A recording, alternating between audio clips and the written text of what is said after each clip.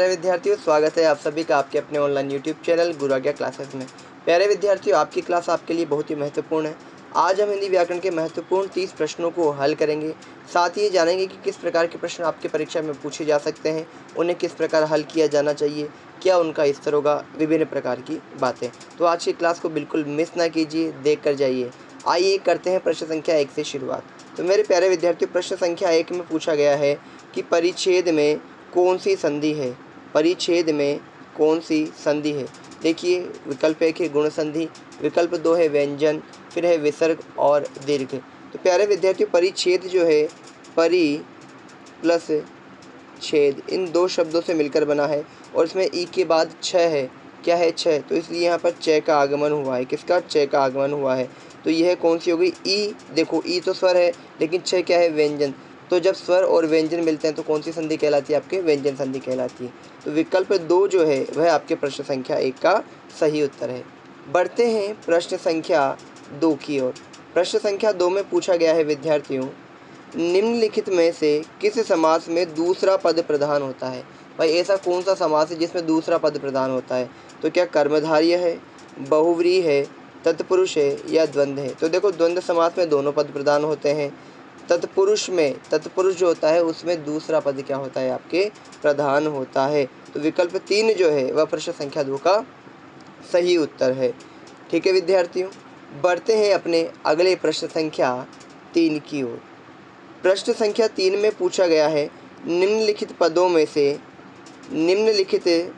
में से किस पद में समास नहीं है। समास नहीं है यह पूछा गया है। हाथों हाथ में, राजाध्यक्ष में, पर्वतारोही में या सौभाग्य में। तो हाथों हाथ में द्वंद्व समास हो गया। राजाध्यक्ष, राजाओं का अध्यक्ष सत्पुरुष हो गया। पर्वतारोही में कौन सा हो गया? बता दीजिए मुझे, जिसने पर्वत को क्या कर लिया है ना, पर्वत पे जो चढ़ गया है। सौभाग्य में किसी प्रकार का क्या नहीं है? समास नहीं है। तो विकल्प 4 जो है वह आपकी प्रश्न संख्या 3 का बिल्कुल सही उत्तर है।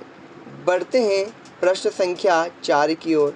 प्रश्न संख्या 4 में पूछा गया है दोस्तों, अन्य उपसर्ग से बना शब्द कौन सा है। इन 4 विकल्पों में से ऐसा कौन सा शब्द है जिसमें अन उपसर्ग जुड़ा हुआ है। तो देखो, अनुभव दिया गया है, तो अनुभव में तो अन उपसर्ग है, तो ये तो हमारे नहीं होगा। अनभिज्ञ, अपूर्ण और आनंद। अपूर्ण में अ है, आनंद में आ है, लेकिन अनभिज्ञ में अन आपके उपसर्ग जुड़ा हुआ है। बहुत ही आसान सा प्रश्न है। तो विकल्प संख्या 2 जो है वह आपके प्रश्न संख्या 4 का बिल्कुल सही उत्तर है। बढ़ते हैं प्यारे विद्यार्थियों प्रश्न संख्या 5 की ओर। प्रश्न संख्या 5 में पूछा गया है, मिलावट शब्द में कौन सा प्रत्यय जुड़ा हुआ है। मिलावट शब्द में कौन सा प्रत्यय जुड़ा हुआ है? वट प्रत्यय है, आवट प्रत्यय है, ठ प्रत्यय है या लावट प्रत्यय। तो देखो, मिल प्लस आवट, इनसे मिलकर के मिलावट शब्द बना है। कौन सा प्रत्यय आ रहा है? आवट आ रहा है। प्रत्यय उन्हें कहते हैं जो शब्द के अंत में जुड़कर उसके अर्थ में क्या कर देते हैं? परिवर्तन ला देते हैं। तो विकल्प 2 जो है वह आपके प्रश्न संख्या 5 का बिल्कुल सही उत्तर है। बढ़ते हैं अगले प्रश्न संख्या 6 की ओर। प्रश्न संख्या 6 में पूछा गया है प्यारे विद्यार्थियों कि कृत प्रत्यय से बने शब्द को क्या कहते हैं। ऐसे शब्द जिनका निर्माण कृत प्रत्यय से, उन्हें क्या कहते हैं? प्रत्यय कहेंगे केवल, उपसर्ग कहेंगे, कृदंत कहेंगे या तद्धित प्रत्यय कहेंगे। बताइए क्या कहेंगे उन्हें? जो कृत प्रत्यय से बनते हैं उन्हें क्या कहेंगे? कृदंत प्रत्यय कहेंगे। क्या कहेंगे? कृदंत प्रत्यय कहेंगे। तो विकल्प संख्या 3 जो है प्रश्न संख्या 6 का बिल्कुल सही उत्तर है। फटाफट से एक बार राधे राधे कर दीजिए भाई, कमेंट बॉक्स में राधे राधे लिख दीजिए। बढ़ते हैं प्रश्न संख्या 7 की ओर। प्रश्न संख्या 7 में देखिए, पर्यायवाची शब्द पूछा है कि नाग का पर्यायवाची शब्द है। नाग का पर्यायवाची शब्द क्या होगा? सिंह होगा, पर्वत होगा, व्याल होगा या कन्या होगा। तो देखो, नाग जो है वह किसका है? सिंह का है क्या? नहीं। पर्वत का भी नहीं है, व्याल का पर्यायवाची है। क्या है? व्याग का, सर्प कह दो, व्याल कह दो, है ना, ये किसके हैं? नाग के पर्यायवाची हैं। तो विकल्प 3 जो है प्रश्न संख्या 7 का सही उत्तर है। इसको वेरी मोस्ट इंपॉर्टेंट क्वेश्चन की श्रेणी में आप रख सकते हो प्यारे विद्यार्थियों। बढ़ते हैं प्रश्न संख्या 8 की ओर। गणेश का सही पर्यायवाची नहीं है। कौन सा शब्द है जो गणेश का सही पर्यायवाची नहीं है? मतंग, गजानन, ये जाना नहीं है। गणपति, मूषक वाहन। देखो, मूषक वाहन भी किसको कहा? मूषक जिनका वाहन है गणपति है ही, गजानन है ही। मतंग कहते हैं हाथी को। मतंग क्या कहते हैं, हाथी का पर्यायवाची, गणेश जी का नहीं है। तो विकल्प 1 जो है वह आपके प्रश्न संख्या 8 का सही उत्तर है। अगले प्रश्न संख्या 9 की ओर बढ़ रहे हैं। अवनी का विलोम शब्द क्या होगा? भाई अवनी कहते हैं पृथ्वी को। किसको कहते हैं अवनी? पृथ्वी को। अब आप यहाँ पर देख कर क्या होगा सर, आकाश नहीं, अवनी का जो है उपयुक्त जो शब्द होगा वह क्या होगा? अंबर, क्योंकि गगन और आसमान भी एक ही है, लेकिन अवनी के अर्थ में जिस विलोम का प्रयोग किया जाता है वह क्या होगा? आपके अंबर होगा। धरती में आकाश करोगे आप, अवनी में क्या करोगे? अंबर। तो विकल्प 2 जो है वह आपके प्रश्न संख्या 9 का सही उत्तर है। बढ़ते हैं प्रश्न संख्या 10 की ओर। प्रश्न संख्या 10 में पूछा है विद्यार्थियों कि कृषि का विलोम शब्द क्या होगा? कृषि शब्द दिया गया है, इसका विलोम क्या होगा? सूक्ष्म होगा, अनंग होगा, पुष्ट होगा या स्वस्थ होगा? तो कृषि का अर्थ होता है बिल्कुल पतला सा, कमज़ोर सा। क्या होगा? पतला सा, कमज़ोर सा। तो इसका जो नंबर 3 है पुष्ट, वह क्या होगा? कृषि का सही विलोमार्थ शब्द होगा। प्यारे विद्यार्थियों, बढ़ते हैं प्रश्न संख्या 11 की ओर। प्रश्न संख्या 11 में पूछा गया है अज दशरथ के पिता का नाम है। भाई क्या है? अज दशरथ के पिता का नाम है। तो इसका अर्थ क्या होता है? आज होता है, ब्राह्मण होता है, ब्रह्मा होता है या शिव होता है? तो अज है वो क्या है? उसका अर्थ क्या होता है? ब्रह्मा होता है। क्या होता है अज का? ब्रह्मा भी होता है, बकरा भी होता है ना? ठीक है। तो विकल्प 3 जो है प्रश्न संख्या 11 का सही उत्तर है। 12वें प्रश्न की ओर बढ़ते हुए प्यारे विद्यार्थियों, अच्छा गुण स्वभाव। देखो भाई, गुण और स्वभाव का और अर्थ क्या होगा? अच्छा होगा, समूह होगा, प्रत्यंचा होगा या श्रेष्ठ होगा? तो गुण और स्वभाव का जो और विस्तृत सही रूप होगा वह क्या होगा? श्रेष्ठ होगा। क्या होगा? वह श्रेष्ठ होगा। तो विकल्प 4 जो है प्रश्न संख्या 12 का बिल्कुल सही उत्तर है। बढ़ते हैं अगले प्रश्न संख्या 13 की ओर। प्रश्न संख्या 13 में पूछा है विद्यार्थियों कि शिक्षक विद्यार्थी को हिंदी पढ़ाते हैं, वाक्य में क्रिया के किस रूप का प्रयोग हुआ है? देखो, शिक्षक तो हो गया कर्ता, विद्यार्थी और हिंदी हो गए कर्म। तो यहाँ 2 कर्म हैं, एक तो विद्यार्थी और एक हिंदी। ठीक है। तो ये अकर्मक हुआ क्या? नहीं, अकर्मक नहीं होगा। पूर्वकालिक नहीं, कोई पहले क्रिया हो रही, नाम बोध नहीं। क्या होगी? द्विकर्मक क्रिया, क्योंकि 2 कर्म इसमें क्या है? आपके उपस्थित है। क्या है? 2 कर्म इसमें आपके उपस्थित है, इसलिए क्या होगी? द्विकर्मक क्रिया। और द्विकर्मक क्रिया सकर्मक क्रिया का ही एक भाग है। तो अगर यहाँ पर द्विकर्मक न आकर के अगर सकर्मक क्रिया आता तो भी आपका ये उत्तर सही होता। प्रिय विद्यार्थियों, बढ़ते हैं प्रश्न संख्या 14 की ओर। प्रश्न संख्या 14 में कहा गया है, पूछा गया है किस वाक्य में क्रिया वर्तमान में है, यानी वर्तमान क्रिया का बोध कौन से वाक्य के अंतर्गत हो रहा है? उसने फल खा लिए थे भूतकाल का हो गया। मैं तुम्हारा पत्र पढ़ रहा हूँ, बिल्कुल देखो भाई, मैं तुम्हारा पत्र पढ़ रहा हूँ हो गया, ये क्या हो गया? आपके वर्तमान काल। आगे देख, बिजली, अचानक बिजली कौंध उठी, वे आने वाले थे। तो देखो, अचानक बिजली कौंध उठी का मतलब हो चुकी है ना? तो वर्तमान है लेकिन अपूर्ण वर्तमान, मतलब हो चुका हुआ पूर्ण वर्तमान। तो मैं तुम्हारा पत्र पढ़ रहा हूँ, वर्तमान कंटिन्यूटी चल रहा है। तो विकल्प 2 जो है वह इसका सही उत्तर होगा। प्रश्न संख्या 15 की ओर बढ़ते हुए, युवा अवस्था में निरुद्देश्य भटकाव ने युवक के पतन को कगार पर ला खड़ा किया। अब यहाँ पर निरुद्देश्य देखो, ये निरुद्देश्य दिया गया है, तो इसका सही क्या होगा? निरुद्देश्य ये होगा निरुद्देश्य होगा या? तो देखो, निर प्लस उद्देश्य, विकल्प 3 को देखिए आप, यह बिल्कुल सही वर्तनी है। इसके निरुद्देश्य का क्या है? शुद्ध रूप है। तो विकल्प 3 प्रश्न संख्या 15 का सही उत्तर है। बढ़ते हैं अगले प्रश्न संख्या 16 की ओर। प्रश्न संख्या 16 में पूछा गया है संस्कृत श्लिष्ट भाषा है। तो यहाँ पर संश्लिष्ट देखो, ये अशुद्ध लिखा हुआ है, वही इसका शुद्ध रूप पूछा है, संश्लिष्ट। तो देखो, विकल्प 1 जो है वह इसका बिल्कुल सही रूप है। इसी प्रकार से संश्लिष्ट क्या हुआ है? लिखा जाता है। इस प्रकार के प्रश्न अधिकांश आपकी परीक्षा में पूछे जाते हैं वर्तनी से संबंधित बच्चों। प्रश्न संख्या 17 देखिए, जिसका जन्म अंतिम वर्ण में हुआ हो उसके लिए क्या कहेंगे? दनुज, अग्रज, अंत्यज या अनुज? तो भूल करके भी अनुज मत कर देना। अंत्यज अंतिम वर्ण में हुआ है ना, तो क्या कहलाएगा? वह अंत्यज कहलाएगा। इसको नोट कर लीजिए, वेरी मोस्ट इंपॉर्टेंट क्वेश्चन में, और स्क्रीनशॉट ले लीजिए। क्या कहलाएगा? अंत्यज कहलाएगा। प्रश्न संख्या 19 की ओर, जो शब्द जो पहले कभी न हुआ हो उसके लिए एक शब्द क्या होगा? बता दीजिए।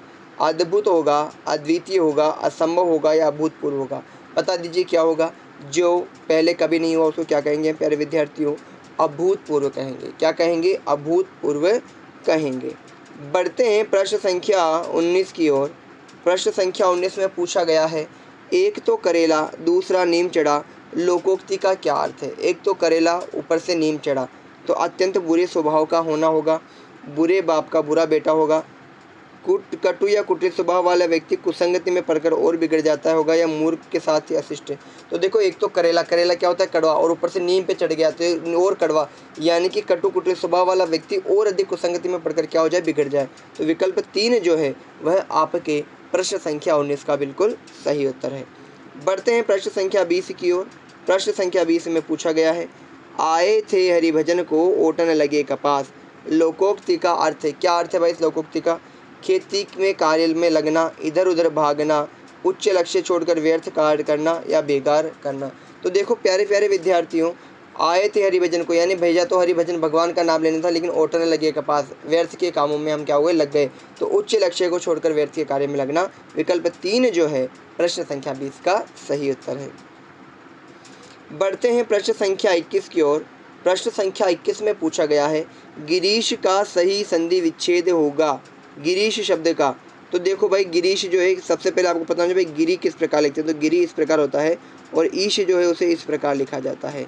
तो विकल्प ये देखिए कहाँ है, गिरी प्लस ईश। विकल्प 1 जो है वह आपके प्रश्न संख्या 21 का सही उत्तर है, क्योंकि सही गिरीश का सही संधि विच्छेद क्या होगा? यही होगा। कौन सी संधि होगी इसके अंतर्गत? आपके बताइए कौन सी संधि होगी? दीर्घ संधि होगी। कौन सी होगी? दीर्घ संधि। बढ़ते हैं प्रश्न संख्या 22 की ओर।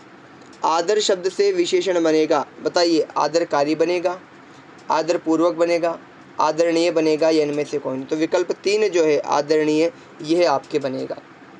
आदर से क्या बनेगा? आदरणीय विशेषण शब्द बनेगा। तो विकल्प 3 जो है प्रश्न संख्या 22 का सही उत्तर है। बढ़ते हैं प्रश्न संख्या 23 की ओर। इसमें पूछा गया है कि संस्कृति का विशेषण क्या होगा?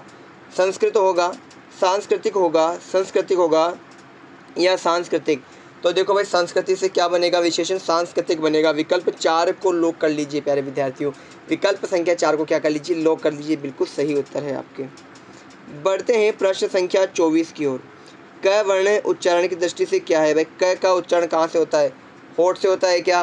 क बोल के देखो, नहीं हो रहा।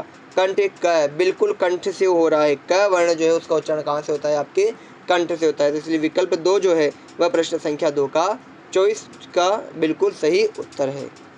अगले प्रश्न संख्या 25 की ओर बढ़ते हुए, कि हिंदी मानक वर्णमाला में कुल कितने वर्ण हैं? बता दीजिए। 50 है, 51 है, 52 है, या 53 है?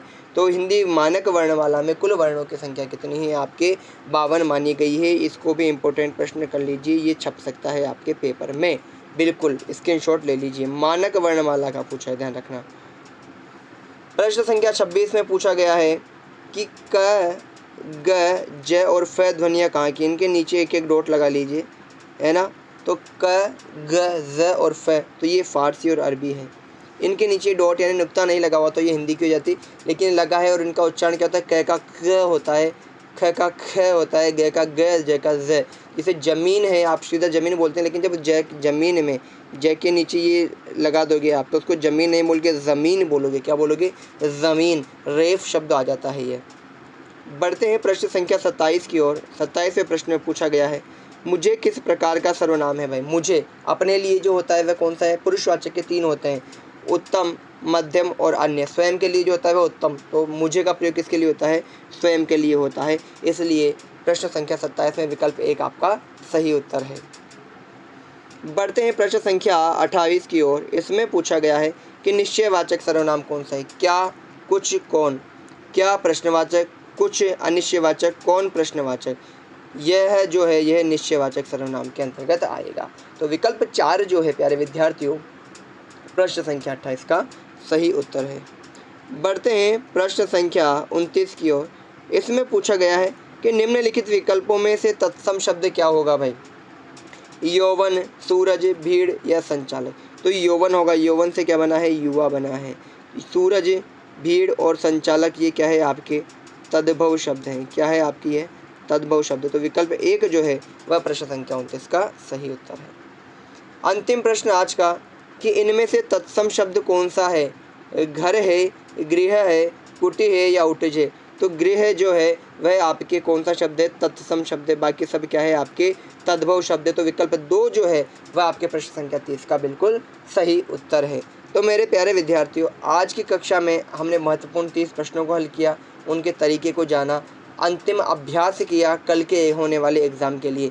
तो बिना चूके अगर अभी तक आपने क्लास नहीं देखी तो देख लीजिए, अपने दोस्तों को, अपने मित्रों को शेयर कर दीजिए ताकि उन तक ये लाभ पहुँच सके। और जो बच्चे बीएसटीसी की तैयारी कर रहे हैं वे लगातार हमारे साथ बने रहें, क्योंकि हम आप सबके लिए ला रहे हैं हिंदी, अंग्रेजी, जीके की क्लासें, शिक्षण अभिरुचि, टीचिंग एप्टीट्यूड की क्लासें निरंतर 30 जून के एग्ज़ाम तक के लिए। तो बिना देरी किए ज्वाइन कर लीजिए, अगर ज्वाइन नहीं किया चैनल सब्सक्राइब कर लीजिए। तब तक के लिए राधे राधे, धन्यवाद।